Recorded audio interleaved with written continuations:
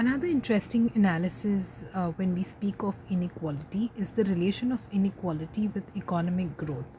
So, the Kuznets curve speaks about that inequality first rises with economic growth, but in the later stages it declines after a certain level of development.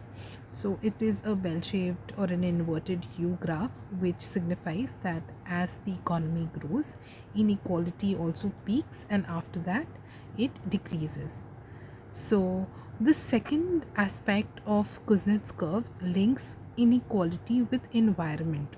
Alright, so what is observed that in pre industrial economies, there is a worsening of environment. The trend goes from a good or a pristine environment towards an environment which deteriorates. Okay, then in industrial economies, with the industrial production, the environmental degradation is at peak, and then later on in the post industrial economies the environment tends to improve because there is a movement towards the service sector.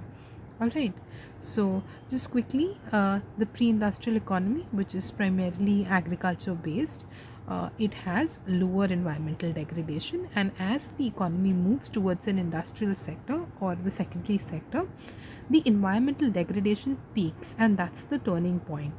And the third stage, which is the post industrial economy, again the environmental degradation tends to reduce as we are moving towards the services of the tertiary sector, and there's a consciousness of environment.